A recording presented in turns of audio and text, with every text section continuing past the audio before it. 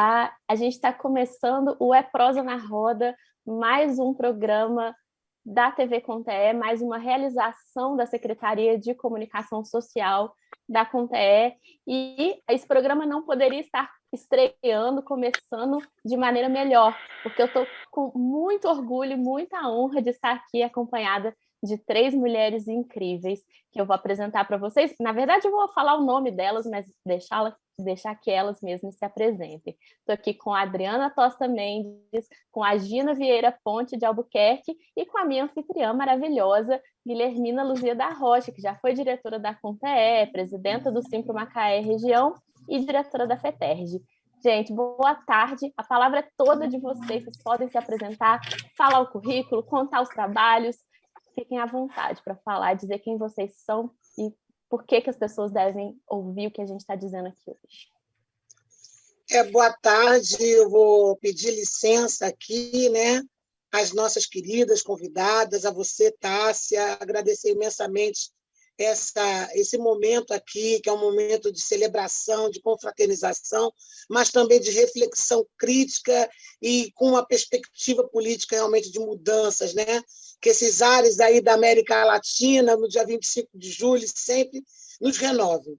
Me chamo Guilhermina Rocha, como mais conhecida assim, sou professora aposentada da rede pública do Rio de Janeiro e também da rede privada, continuo ainda atuando na coordenação ainda pedagógica do setor privado, estou diretora do Simpro Macaé e também diretora da federação, já estive aí com os companheiros e companheiras da Conte. Sou professora, inclusive, formada pela Universidade Federal Fluminense, pela Universidade Estadual do Rio de Janeiro, e estou aqui para contribuir com essa discussão. Sou filha de Cecília, uma negra que veio lá do Espírito Santo, e também de Albino da Rocha, um português que veio lá do outro lado, né, do nosso oceano, mas que, de alguma maneira, tem toda uma formação, toda uma história. Eu, particularmente, trago, né, na minha raiz, na minha história, não só essa miscigenação, mas também daquilo que minha mãe pôde contribuir com o que eu sou, né, as mães, né, de uma forma geral.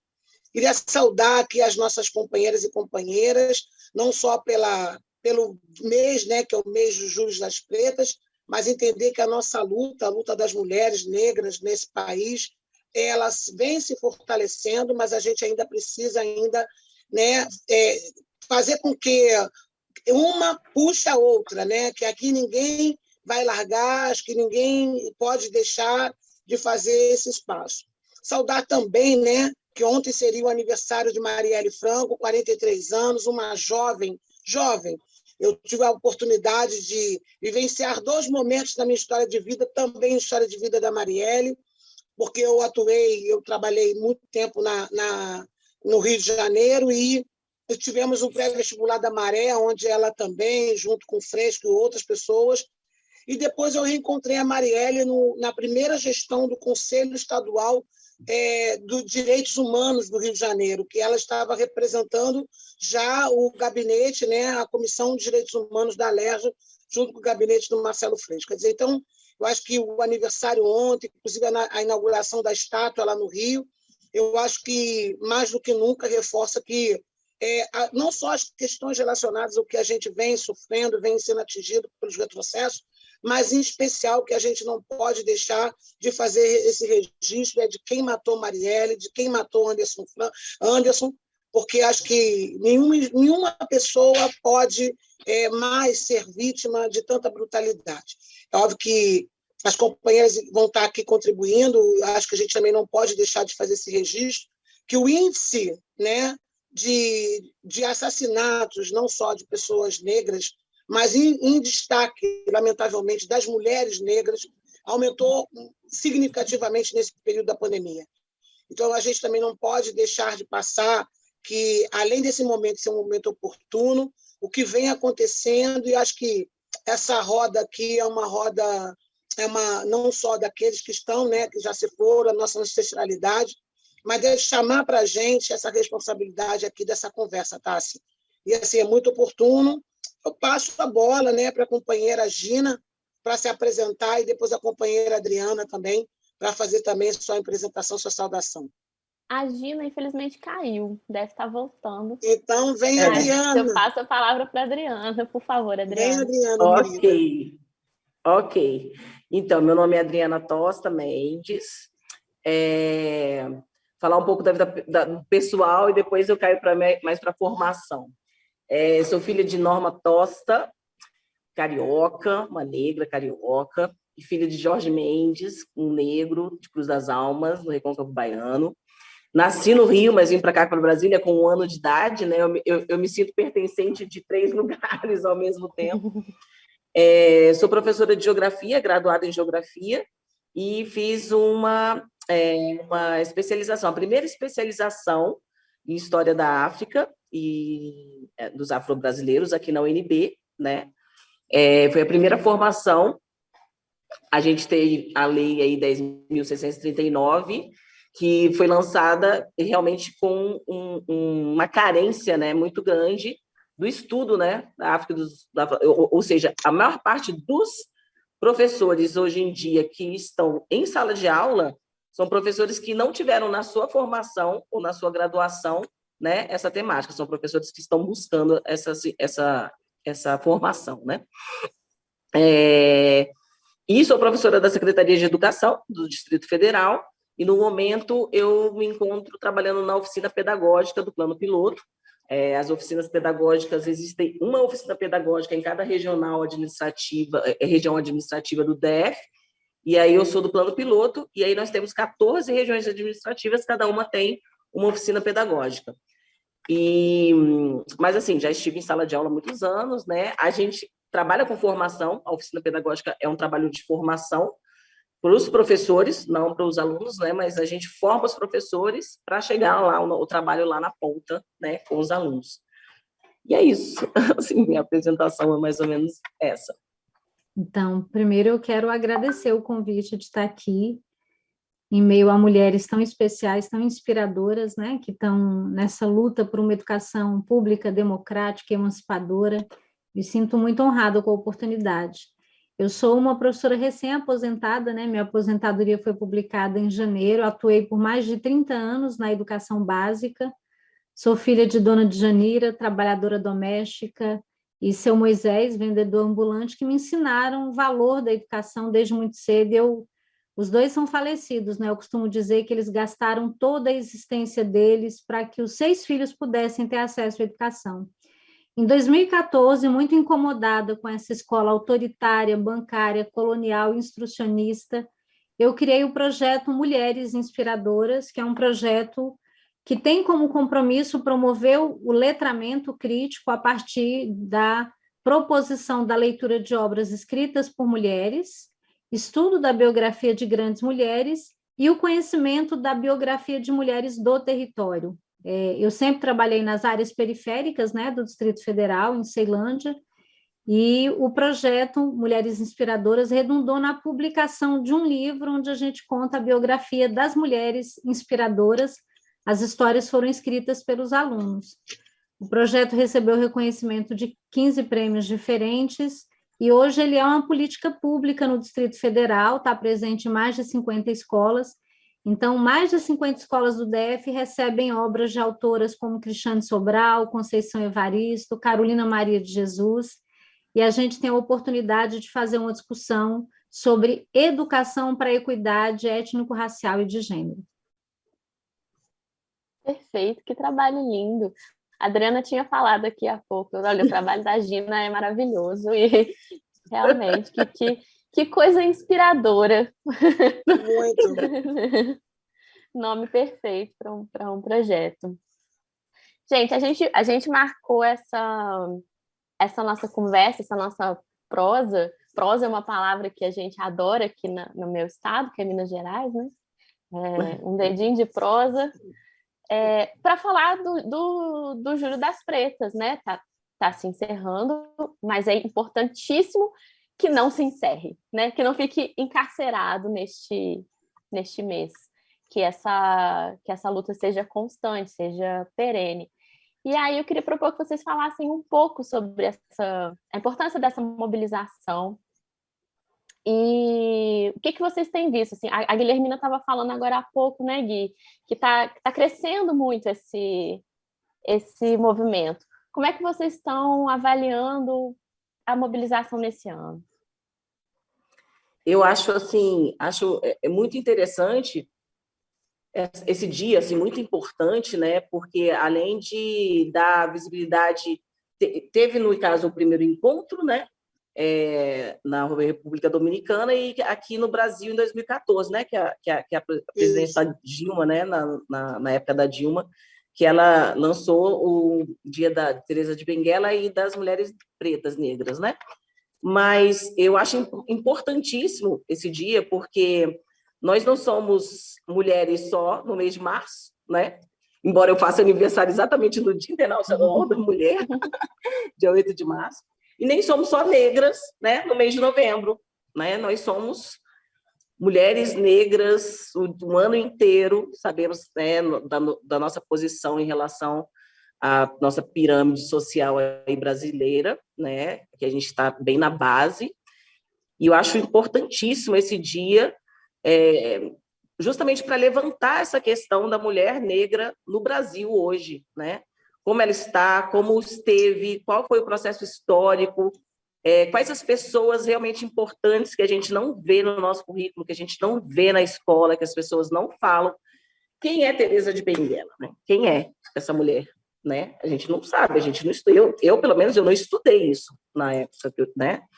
E até hoje acredito que pouquíssimas pessoas possam saber quem é, conhecer essa pessoa dentro do ambiente escolar, né? Só se tiver realmente um professor que seja ali enganjado na questão, né? Na área mesmo. Então, eu acho assim, importantíssimo para levantar mesmo essas questões e mostrar para a sociedade a nossa importância e que a gente tem que ocupar cada vez mais esses lugares aí de poder, né? Principalmente na política, como você falou, é importante na política, principalmente na política, né?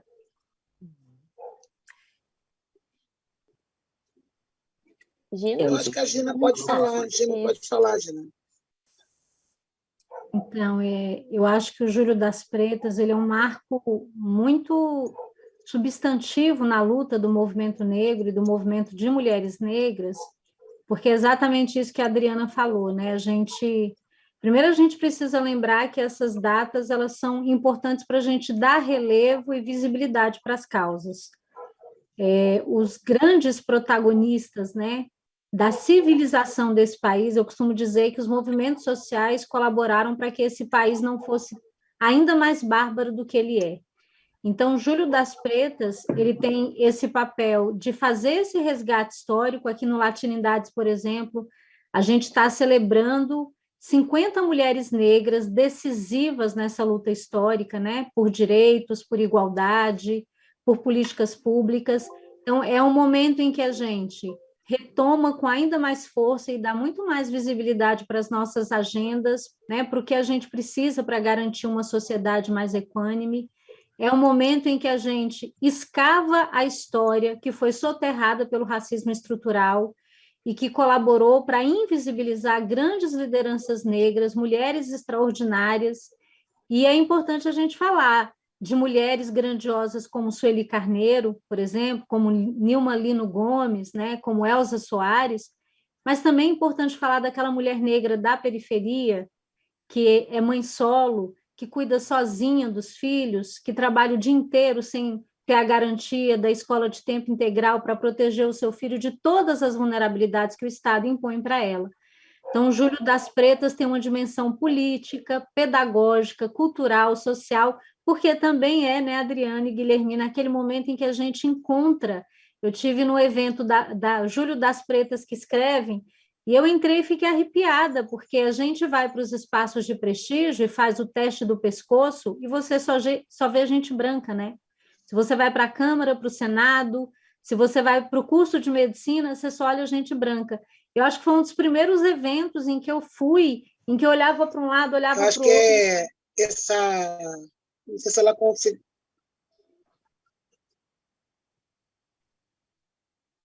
E via mulheres negras, né? Então, acho que é um momento de celebração, de fortalecimento da luta, de visibilidade, e de trazer mais pessoas como aliadas dessa luta também.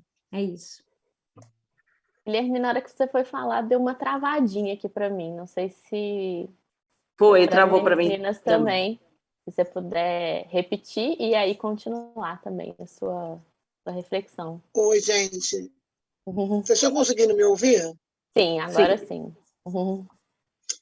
Então, eu acho que tanto a Adriana quanto a Gina fizeram uma síntese excelente com relação aos Júlios das Pretas, né? E eu só queria agregar que, porque, assim, que como eu sou da área de história, essa coisa, eu tenho sempre uma preocupação com datas, né? Que a gente entenda sempre a concepção de datas como algo datismo, né? dentro do calendário, dentro do currículo, como algo como se fosse algo dentro de uma linha muito normal, dentro do senso comum. E não é.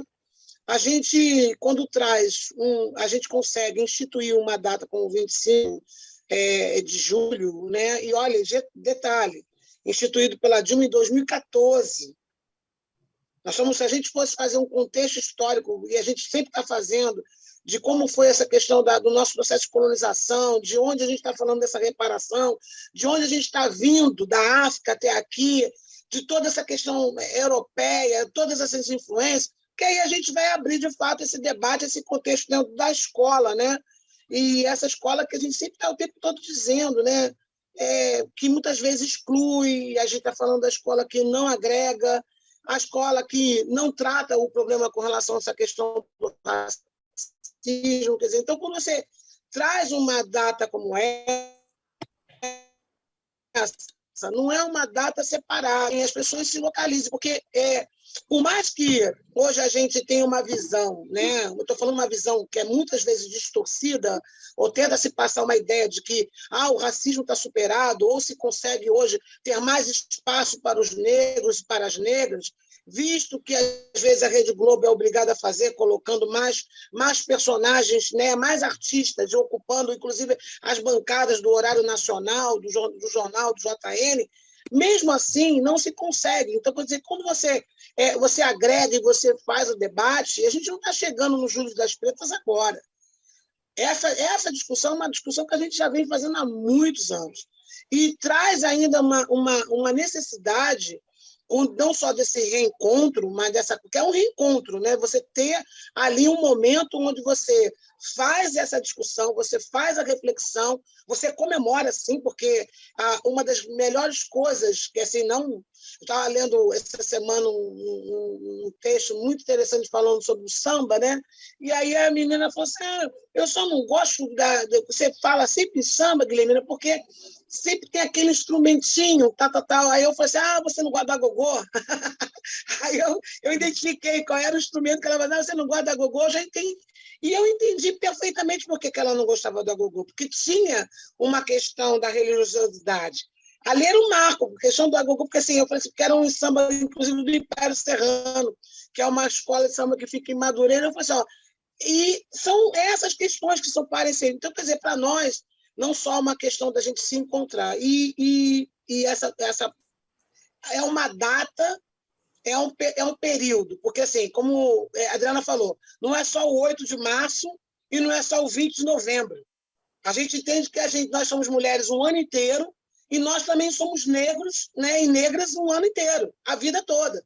Então, se a gente não discute isso, se a gente não se agrega, se a gente não se fortalece, e o daquilo que também pode estar influenciando, que aí eu estava lendo, eu não pude participar dessa roda lá que aconteceu na Rural, e lá estava uma filha, né, que é uma filha de coração. E aí eu falei assim, olha só como é que ela chegou, né? Mas para ela ter chegado, aí ela escreve, ela fala disso, eu não cheguei aqui agora. Todos os eventos, todos os fóruns, ela estava conosco, com a mãe, né? E aí ela estava na mesa, a Júlia Guterres falando, né, dessa questão desse pertencimento, dessa luta, daquilo que representa a ela enquanto mulher. E eu assim, no outro dia era o nosso bebê. Então, quer dizer, é isso, é a formação, é a junção de tudo isso para a gente poder estar resistindo. Eu achei muito interessante isso que vocês falaram sobre não ser mulher só em março e não ser negra só em novembro. Em março é uma coisa que eu compartilho com vocês, né? A sensação de que a gente é meio que empurrada. Vai lá, é a vez de vocês serem protagonistas. E negras e negros que eu conheço que também se queixam muito de só serem lembrados para falar no mês da consciência negra, no 20 de novembro. E como se só pudesse falar sobre racismo, como se falar sobre racismo fosse uma obrigação de vocês ensinar a gente, branquitude, o que a gente não pode, que não é mais aceitável, nem nunca foi, que a gente siga fazendo, né?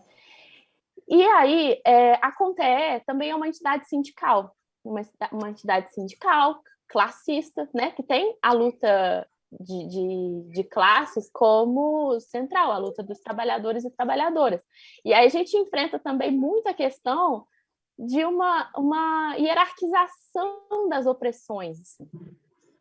Quando, na verdade, essas lutas elas deveriam estar unidas e serem centrais o tempo todo para todo mundo. Vocês sentem isso, essa hierarquização? Como é que vocês veem a questão da luta de gênero, da luta racial, da luta de classes? Gina, quer começar dessa vez? Posso começar. Então, eu sinto uma tentativa de desqualificação do debate racial, porque as pessoas dizem assim, mas nós não superamos a luta de classes. E, de fato, né, nós não superamos a luta de classe, mas a gente precisa entender que a classe no Brasil, por exemplo, é muito determinada pela raça. Não por acaso, 70% das pessoas que no Brasil vivem em situação de extrema pobreza são pessoas negras, né? Então, eu compreendo, assim, eu acho que é interessante a gente situar o movimento negro, desde que a primeira pessoa negra atravessou o Atlântico em condições de escravização, a gente começa o movimento por liberdade, né? Então, desde que há escravidão, há resistência a ela. Porém, é importante a gente dizer que na última década, nos últimos 20 anos, em função da presença de um governo democrático que se propôs a ouvir os movimentos sociais, a agenda dos movimentos sociais. Essa agenda não foi criada por esse governo democrático, mas ele legitimou, ouviu, criou orçamento. A gente democratizou o debate sobre a questão racial. Então, a gente está vivendo um momento histórico muito marcante em função desses últimos 20 anos, das cotas raciais, da mudança da agenda de pesquisa nas universidades, em função da chegada de pessoas negras, a abertura do mercado editorial, porque o capitalismo ele abraça o antirracismo não porque ele seja antirracista, porque o capitalismo se sustenta pelo racismo e a subalternização de determinados corpos, mas ele quer lucrar. Então, para lucrar, ele sinaliza que está abraçando a agenda. E aí, o que é importante a gente dizer? Quando você passa a discutir o racismo de maneira mais enfática, trazendo, inclusive, visibilidade para como o racismo opera nas estruturas, em todos os detalhes da estrutura social, na escola, na família, no mundo do trabalho, na política, a tendência das pessoas é tentar desqualificar essa luta, é dizer que, olha, basta que a gente discuta classe, né? E a gente sabe que, se de fato nós temos uma questão no Brasil que envolve pobres e ricos, né? A gente tem um Estado burguês, uma elite econômica, a classe operária, essa classe operária tem cor, essa classe operária tem gênero. As pessoas que no Brasil estão em situação de pobreza e vulnerabilidade são pessoas negras e são mulheres. A gente tem dados consistentes que apontam que a precarização absurda que a vida das pessoas sofreu nesses 2 últimos anos de pandemia, atingiu muito mais profundamente meninas e mulheres negras. Então, não se trata de tentar hierarquizar as opressões, mas qualificar o debate sobre a luta da classe operária. Se a gente tem que falar de luta de classe, para a gente aprofundar esse debate, a gente tem que trazer outras categorias para essa conversa. Muito interessante, Gina. Desculpa, não, pode falar. Não, imagina. Pode falar você, Adriana. Não, é muito interessante que a Gina traz, porque é isso, assim, se a gente pega, por exemplo, se a gente pensa nas cotas, né, nas cotas sociais, a gente vai ter um maior número, né, de negros também, porque se a gente pega a maior classe, na classe social mais baixa, é a maior quantidade de negros. Porém, não dá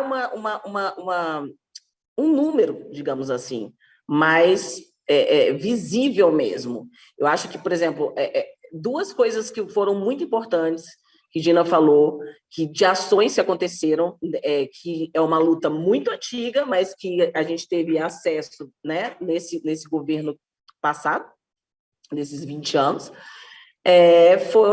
foi a Lei 10.639, que realmente era uma luta muito grande do movimento negro, da inserção, da educação, dessa história toda que foi totalmente equivocada na hora que passaram para a gente e que não tinha todos os olhares, né? Não tinha a outra história, né? Então, foi muito importante, porque forçou mesmo as pessoas a começarem a se preocupar e também da própria sociedade ou dos próprios alunos também instigarem os professores a se formar, né, se informar sobre isso.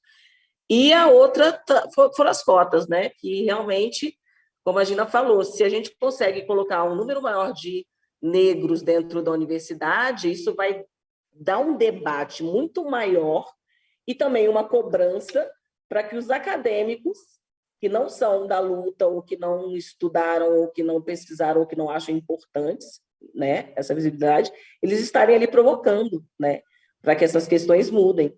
E depois, no futuro, também atingir esses lugares, né, esses lugares acadêmicos também, que são lugares que a gente olha e a gente vê.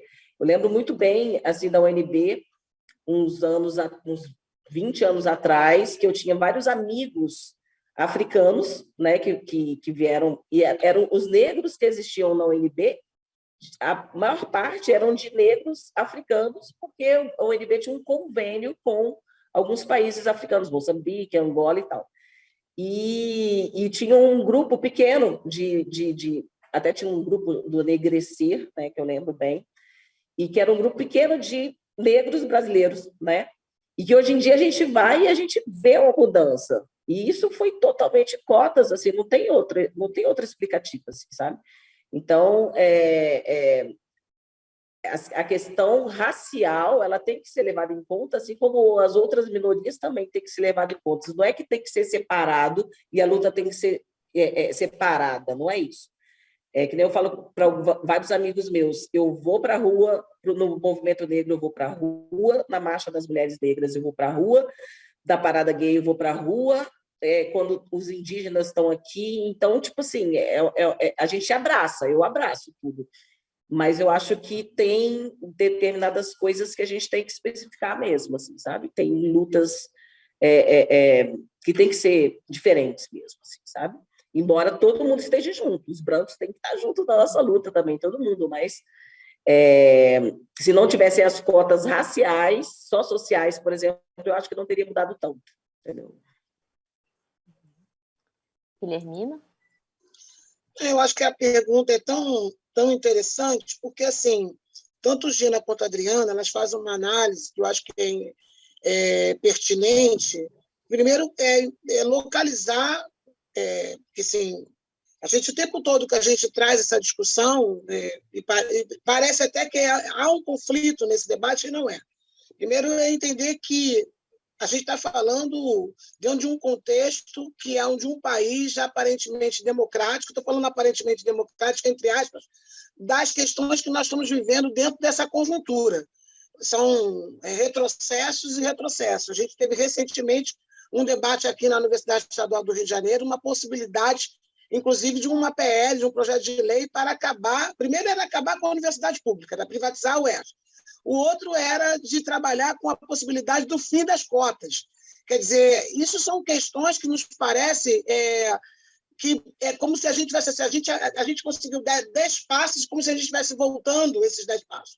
Então, localizar essa discussão que a gente vive hoje numa conjuntura que exige de nós que esse debate seja feito de uma maneira muito tranquila, não só historicamente, né, fazer todo esse preâmbulo desse histórico que a gente lutou historicamente, mas principalmente do que significa, numa sociedade capitalista, porque a gente ainda não mudou com o nosso sistema, essa relação da mais-valia, principalmente com relação a nós, negros.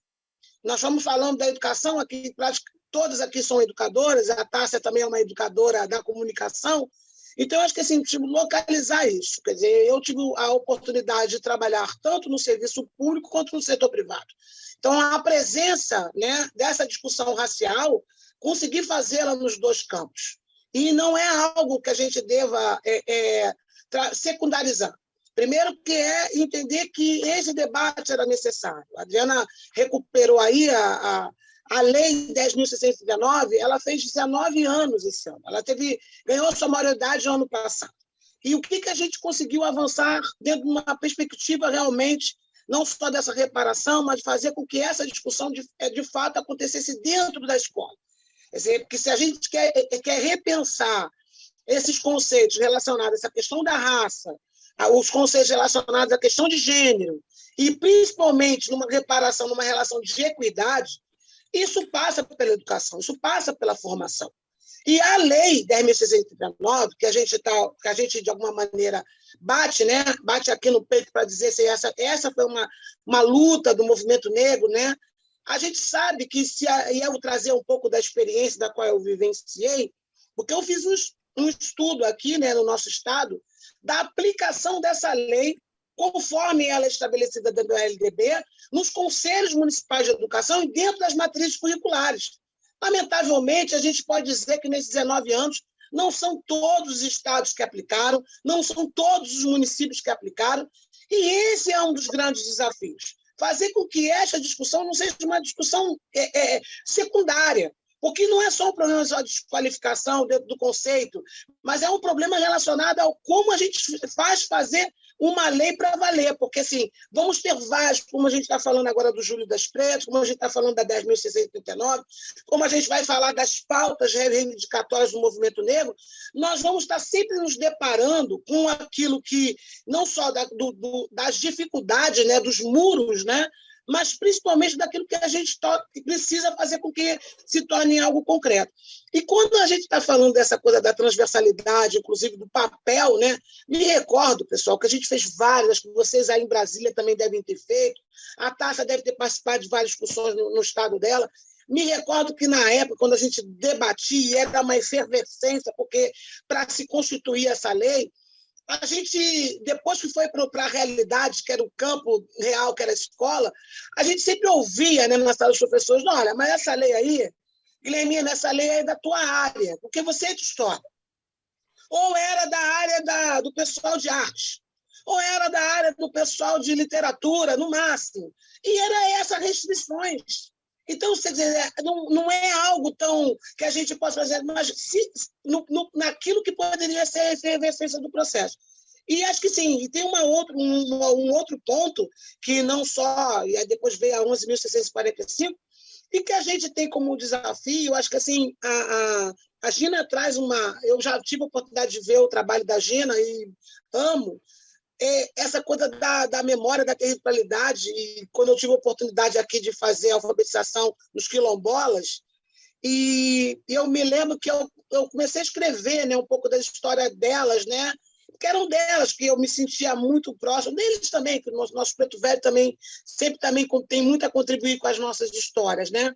E a gente contava, assim, porque a gente fazia uma roda com os griots para contar para as crianças, e eu me lembro que assim, teve um dos momentos que foram muito significativos, que era dessa necessidade de fazer com que essas histórias não ficassem só marcadas dentro dos livros, né? Porque, como ela colocou, que a gente viveu aí vamos dizer assim, na gestão que a gente pode considerar uma gestão mais democrática, mais aberta, a gente teve muitas oportunidades, acho que apareceu uma biografia, cresceu o número, né, de produções acadêmicas, as próprias monografias, quer dizer, várias pessoas tratando, lendo. Aqui mesmo a gente tem várias pós-graduações que tratam essa questão da história da África, mas eu assim, de maneira muito fraterna, sabe, companheiras, eu quero dizer que eu ainda sinto muito distância da academia a esses processos.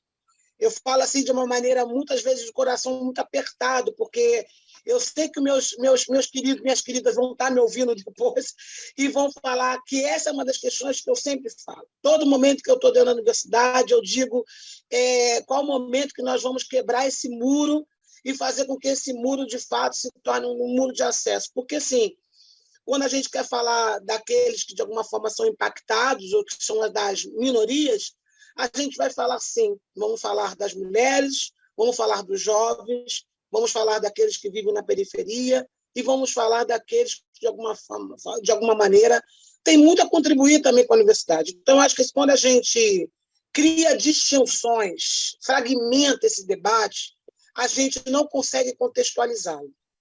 Eu tenho sempre um cuidado, eu não me considero uma pessoa acadêmica, eu sou muito mais militante, uma pessoa que milito pela causa e atuo no meu dia a dia. Também sou professora,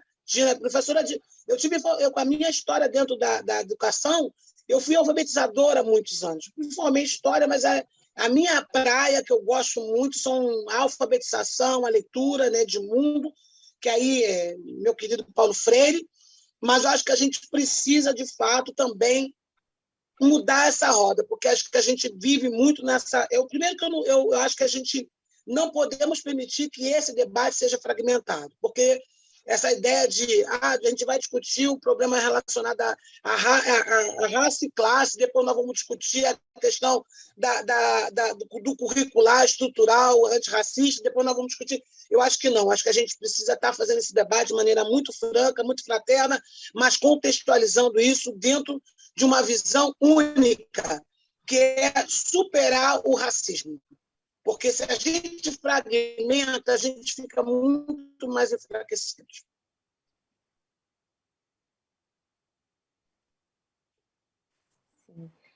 Eu queria pegar algumas coisas que vocês falaram aqui. Uma delas, o grande retrocesso que a gente teve nos últimos 6 anos, a partir do golpe de 2016 e do impeachment ilegítimo da presidenta Dilma. A outra questão é que nós estamos num processo eleitoral para tentar retomar aquela gestão democrática, aquele governo democrático que, mesmo que não tenha avançado plenamente como nós gostaríamos, foi um momento de grandes avanços, sem dúvida, né? E a outra questão é o que a Adriana falou, que todas essas lutas são importantes, mas existem sim questões, pautas que são específicas. Quais são as pautas específicas das mulheres negras que precisam estar nesse debate eleitoral, que precisam ser levadas em conta pelo próximo governo democrático que a gente espera que seja eleito? Para mim... Pode falar, Gina. Mas... Então, eu acho que são muitas pautas, né? Acho que talvez a gente tivesse que falar em eixos. Então, acho que tem um eixo que é muito importante, que é o eixo da educação, pensando a Lei 10.639, 11.645. A gente vive um apagão de políticas públicas, a gente não vai mudar a estrutura se a gente não fizer o que a Guilhermina e a Adriana apontaram tão bem, mudar a educação, né? É a partir da educação que você pode discutir outras epistemologias, outras formas de perceber o mundo, fora da lógica ocidental perversa que naturalizou essa ideia de que alguns podem explorar outros para acumular riqueza. Essa é uma visão ocidental, branca, capitalista, que ainda prevalece nos nossos currículos. E, inclusive, foi fortalecido nos últimos anos em função dessa onda reformista, né? A educação sofreu um ataque neoliberal com uma série de mudanças estruturais e profundas que representam retrocesso. Então, se eu pudesse colocar o eixo educação, eu colocaria isso. A gente precisa retomar as políticas públicas educacionais de formação de professores, a gente precisa retomar as metas dos fóruns distritais e nacionais de educação, o Plano Nacional de Educação.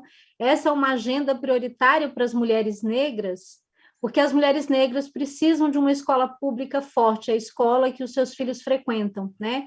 Um outro eixo que eu acho fundamental é o eixo saúde, né? A gente sabe que as mulheres negras vivem em áreas periféricas onde não há saneamento básico, rede de esgoto, acesso ao Sistema Único de Saúde é extremamente precarizado, né? A gente tem visto essa onda privativista justamente porque a elite econômica brasileira e o Estado burguês, eles querem transformar direitos em produtos para lucrar em cima das vidas mais vulneráveis, né?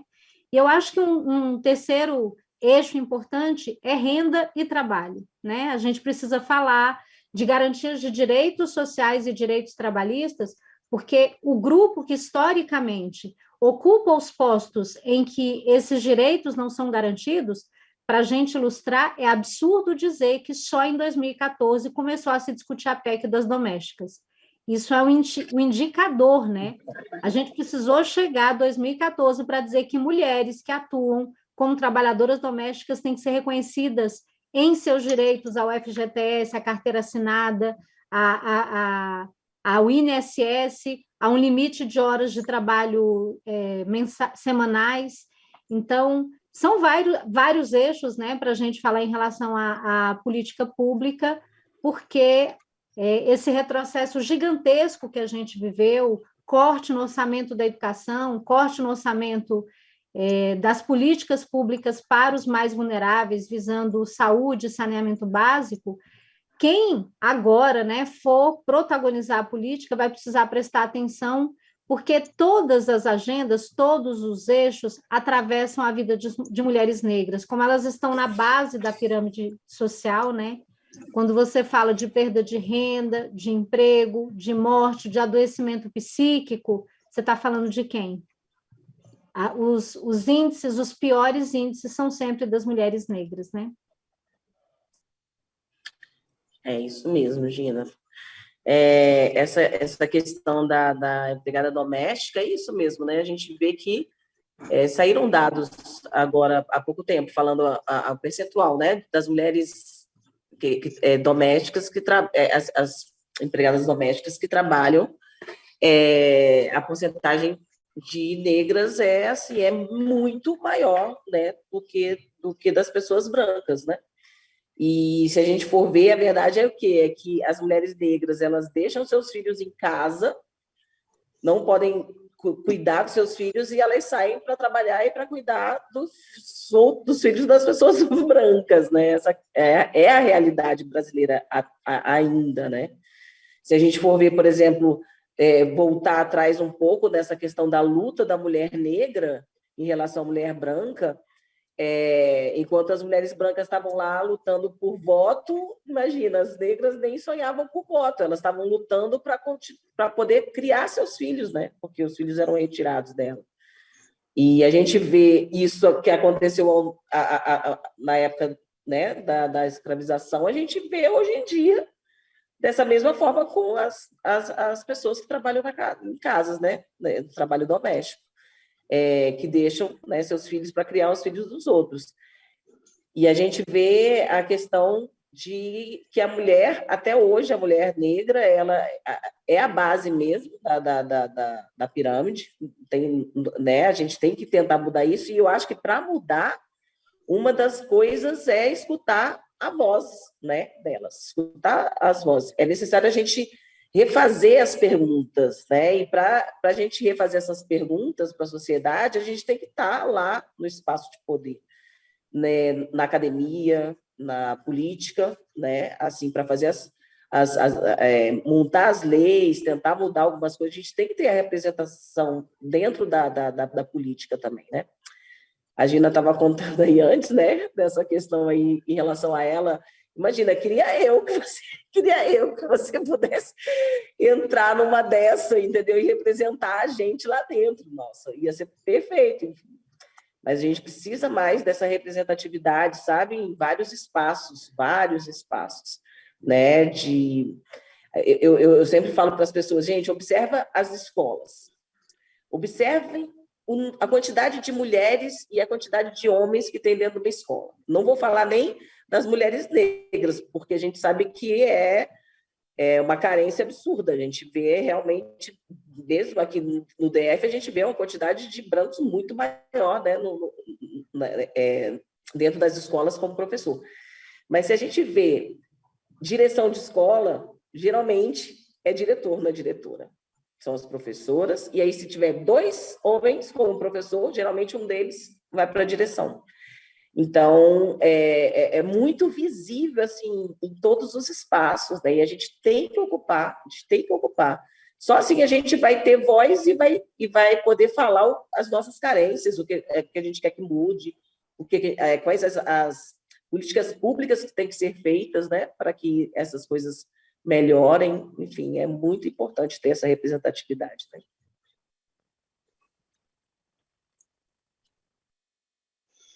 Eu vou complementar, que eu acho que tanto Gina quanto a Adriana trouxeram contribuições interessantes, e acho que assim, recuperar, inclusive, o que, na verdade, a gente... E lá no início a gente falou, né, do Julho das Pretas, que eu acho que esse momento é um momento que a gente pode afirmar, né, da insurgência das mulheres negras.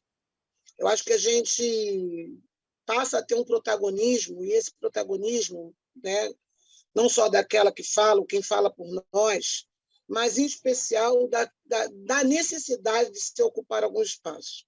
Eu achei interessante a fala da Gina sobre porque, na verdade, a gente ocupa tantos espaços, a gente fala tanto que as pessoas acreditam que nós somos automaticamente candidatáveis. Eu também vivo essa mesma situação. Muitas pessoas até acham que eu já fui candidata, e eu nunca fui candidata, porque justamente por esse protagonismo, por esse pertencimento, por essa questão do poder de fala. E vale não só, porque assim, se a gente tem uma perspectiva, e realmente a gente está aí falando, quando a gente discute pautas, né, e a gente, obviamente, a gente se apropria, a gente passa a se tornar também um movimento mais organizado, porque também vale destacar, eu acho que chamar a atenção, que o movimento das mulheres negras também não é algo muito antigo, porque a gente se organizava dentro dos movimentos nacionais, né, unificados do movimento negro, mas, majoritariamente, eles eram ocupados por homens. Poucas mulheres tinham, apesar da Lélia, apesar de várias mulheres que tiveram seu papel de protagonismo, mas não era generalizado. Então, hoje, vamos dizer assim, a gente vem criando essa estrada, a gente vem amadurecendo e fortalecendo. Então, o nosso papel dentro da literatura, das universidades, dos trabalhos, mas é óbvio que essa equidade ela ainda não acontece. Não acontece de uma maneira geral, porque, apesar de todos os estudos já apresentaram, os índices, as estatísticas, que nós, mulheres negras, representamos, inclusive, o maior número de percentual, inclusive de possíveis de eleitoras, e quando a gente faz essa conta para o lado de lá, isso não bate.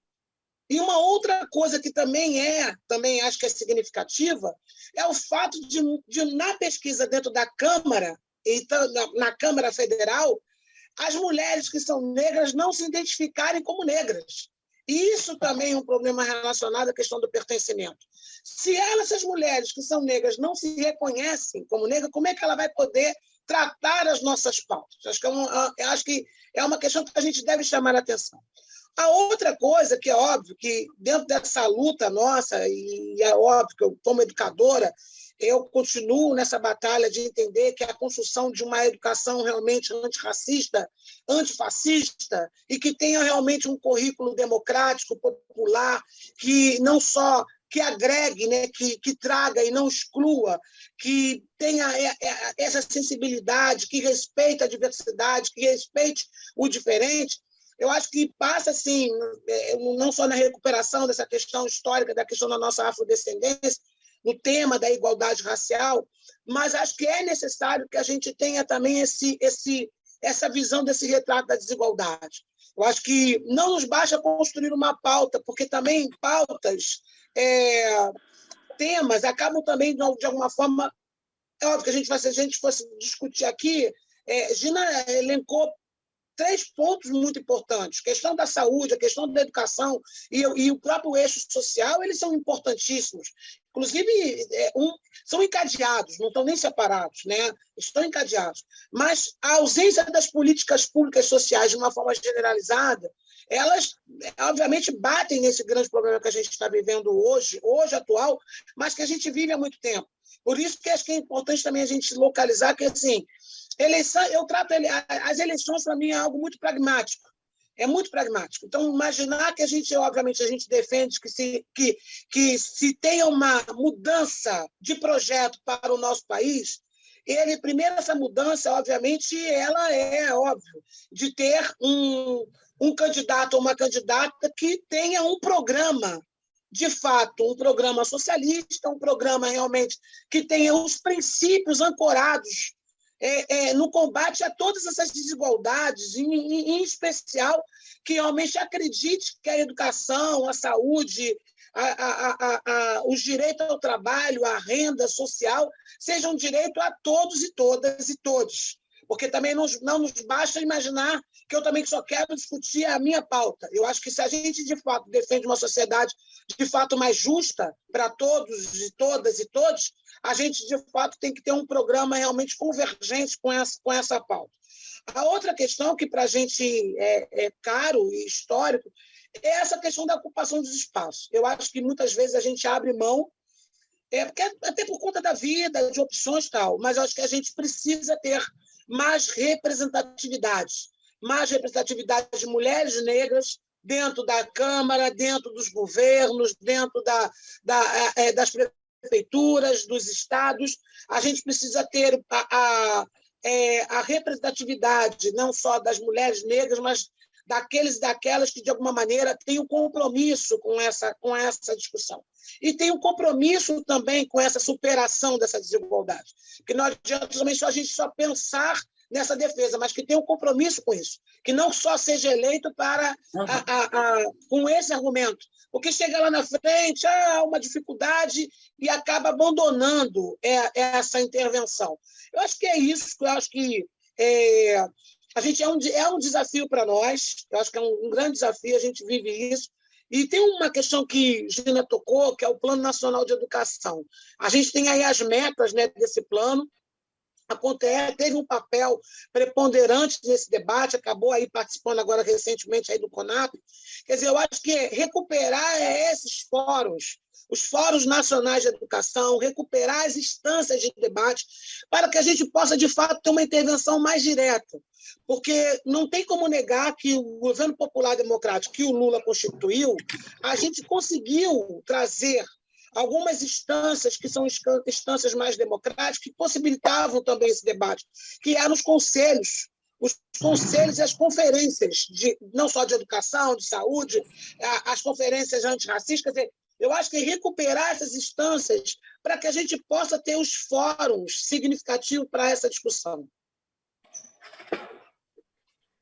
Eu poderia ficar ouvindo vocês aqui muito mais tempo, infelizmente, eu sei que todo mundo tem outros compromissos, tem outras demandas na vida.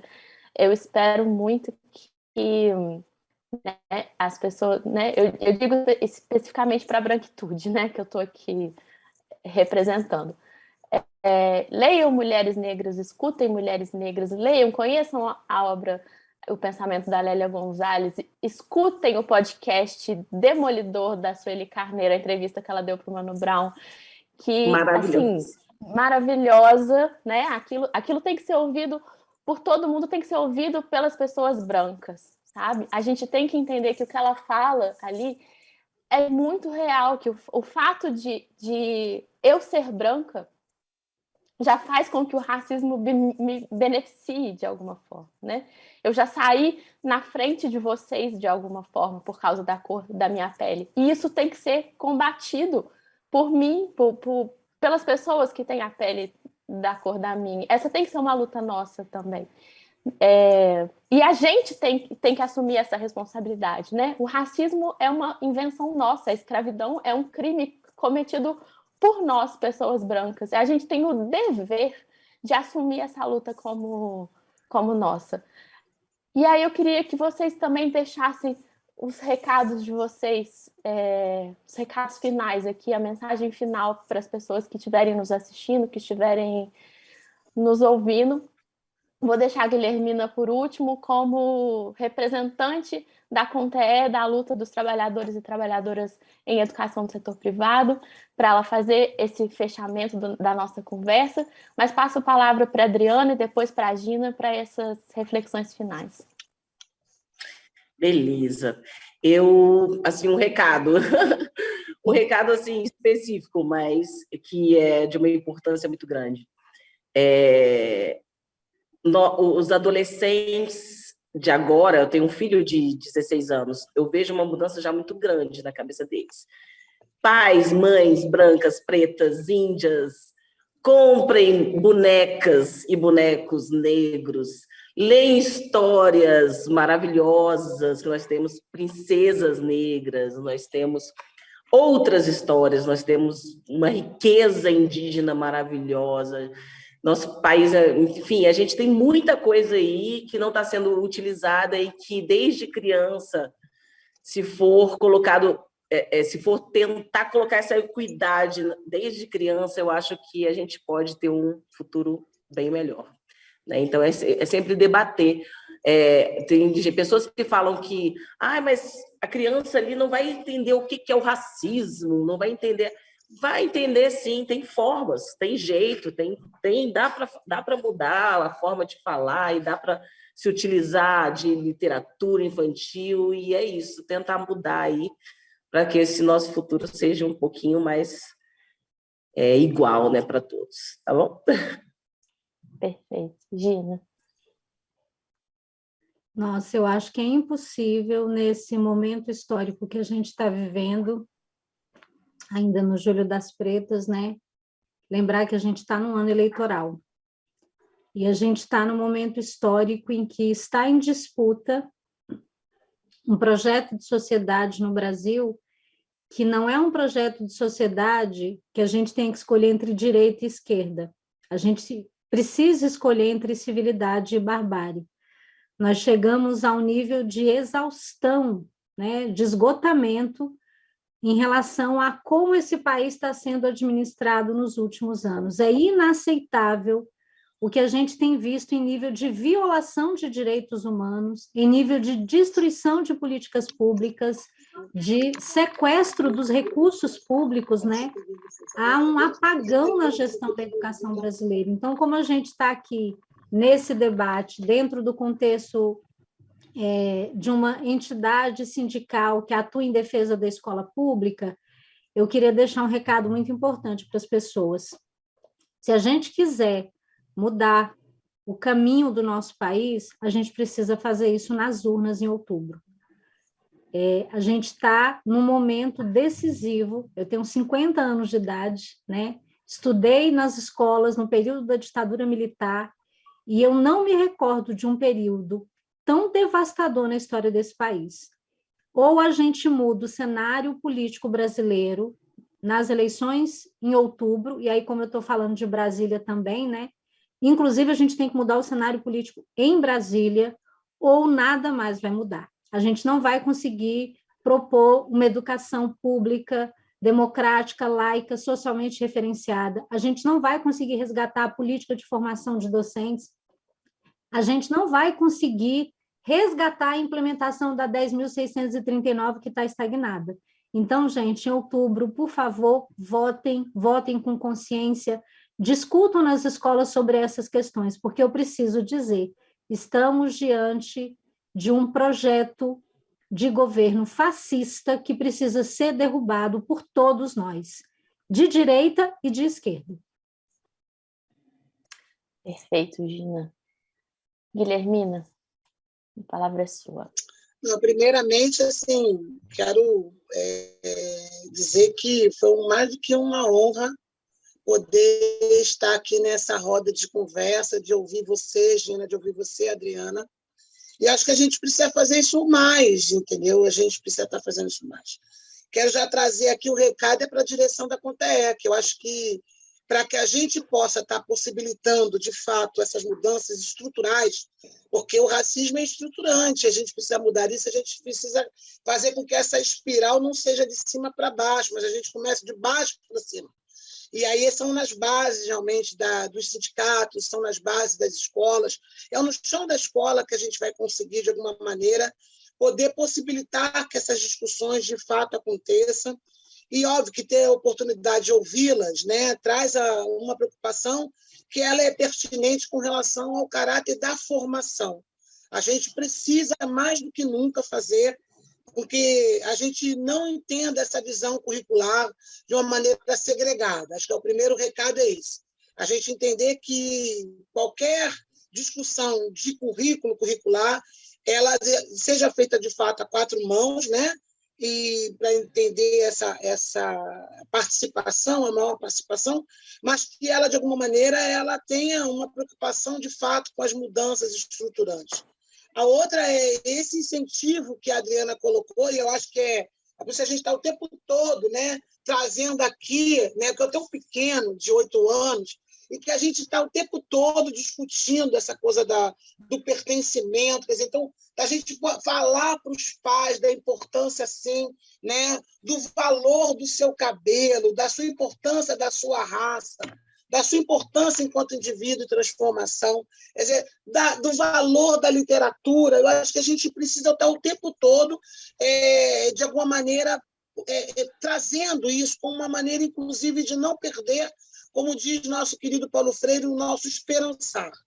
Porque é óbvio que nós teríamos muito mais tempo para falar muitas coisas, mas mais do que nunca tem um dado que é óbvio que passa sobre essa preocupação da ordem eleitoral, que é o mais pragmático, né? A eleição é algo muito pragmático, é estratégico, e ali ela vai acontecer, mas a gente precisa pensar que a gente precisa, de alguma forma, eu penso toda hora isso, muito porque o cara tem 8 anos de idade, que é essa questão do futuro, da gente poder garantir que as nossas crianças, os nossos jovens, não tenham medo de sair. Então, eu tive assim eu tenho uma necessidade até o tempo todo de lembrar a ele, não só que ele tem a gente, mas que a gente possa dar a ele e às nossas crianças negras que tenham direito a ter um futuro digno não só de acesso, mas um futuro digno de vida. A gente teve um índice alarmante de crianças assassinadas no Rio de Janeiro por balas perdidas, nas entradas dentro das nossas comunidades. Então, a gente não pode deixar de fazer esse registro, de dizer que a gente quer que essas crianças tenham o direito de viver.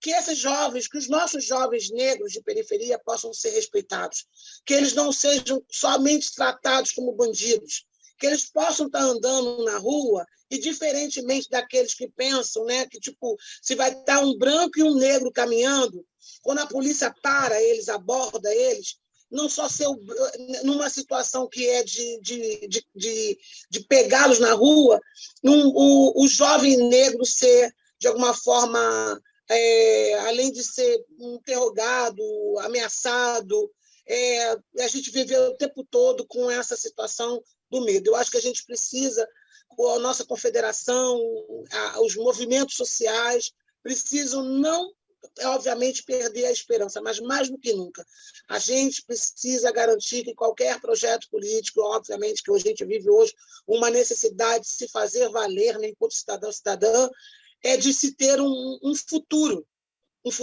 para as nossas crianças e jovens de periferia, as nossas crianças e jovens das comunidades, mas as mulheres que estão sendo também vítimas, né, dessa violência que está aí. Ou é vítima do feminicídio, da violência direta, ou são vítimas da fome, porque também é outro agravante que tem matado muito. Quer dizer, eu acho que é esperançar. A gente não pode abrir mão da esperança. Pode falar, Gina. Eu queria só fazer um adendo à minha fala, que eu me vi falando muito assim, escola pública, né? E a gente está aqui numa entidade que também atua frente às escolas particulares, e lembrar que essa agenda de uma educação para a equidade étnico-racial e de gênero, ela cabe a todas as escolas, né? E aquilo que é feito na gestão pública incide sobre todos nós, escolas públicas e escolas privadas. A precarização do MEC, né, como a gente está vendo, a destruição do MEC, o sucateamento da gestão da educação no país incide sobre todos nós. Então, que onde quer que a gente atue, né, seja na iniciativa privada, seja na escola pública, a gente possa estar fazendo a defesa dessa educação democrática, porque nós não temos alternativa fora da democracia. Sim, a CONTE é uma confederação que representa os professores e técnicos administrativos do setor privado, mas a nossa luta principal, né, Guilhermina, é pela valorização da educação pública, gratuita, laica, democrática, de qualidade, socialmente referenciada. Essa é uma luta de todo mundo, né? Gente, muito obrigada. Eu adorei conversar com vocês, adorei ouvir vocês. Obrigada demais por essa prosa e que a gente juntas faça essa roda girar, né? Pro bem. Um beijo para todo mundo. Obrigada a todo mundo que nos assistiu. Obrigada. Axé para nós.